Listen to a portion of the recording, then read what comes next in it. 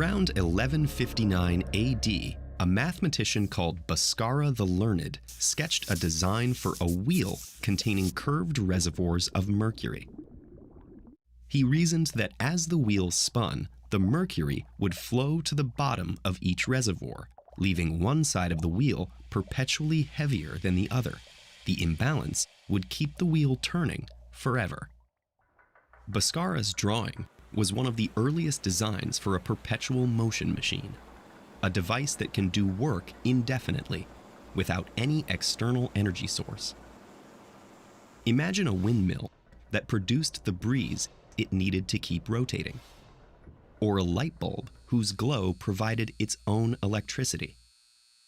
These devices have captured many inventors' imaginations because they could transform our relationship with energy. For example, if you could build a perpetual motion machine that included humans as part of its perfectly efficient system, it could sustain life indefinitely. There's just one problem: they don't work. Ideas for perpetual motion machines all violate one or more fundamental laws of thermodynamics, the branch of physics that describes the relationship between different forms of energy. The first law of thermodynamics says that energy can't be created or destroyed. You can't get out more energy than you put in. That rules out a useful perpetual motion machine right away, because a machine could only ever produce as much energy as it consumed. There wouldn't be any left over to power a car or charge a phone. But what if you just wanted the machine to keep itself moving? Inventors have proposed plenty of ideas. Several of these have been variations on Bhaskara's overbalanced wheel, with rolling balls or weights on swinging arms. None of them work. The moving parts that make one side of the wheel heavier also shift its center of mass downward below the axle. With a low center of mass, the wheel just swings back and forth like a pendulum, then stops. What about a different approach? In the 17th century, Robert Boyle came up with an idea for a self-watering pot. He theorized that capillary action, the attraction between liquids and surfaces that pulls water through thin tubes, might keep the water cycling around the bowl. But if the capillary action is strong enough to overcome gravity and draw the water up, it would also prevent it from falling back into the bowl. Then there are versions with magnets, like this set of ramps.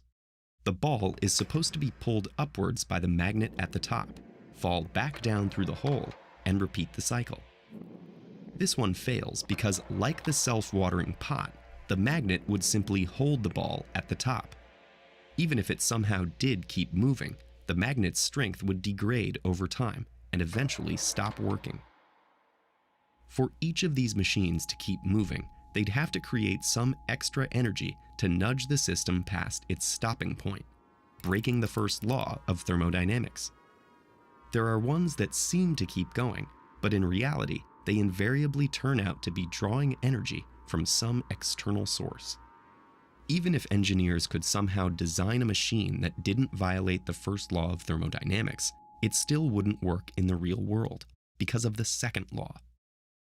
The second law of thermodynamics tells us that energy tends to spread out through processes like friction.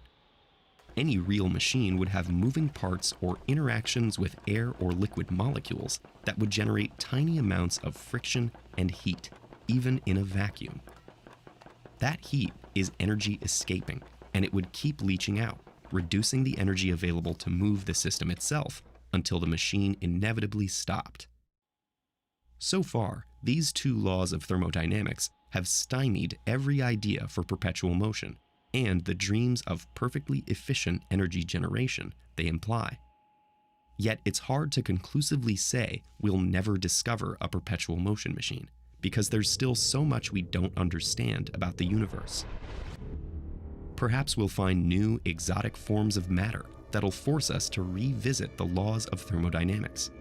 Or maybe there's perpetual motion on tiny quantum scales. What we can be reasonably sure about is that we'll never stop looking. For now, the one thing that seems truly perpetual is our search.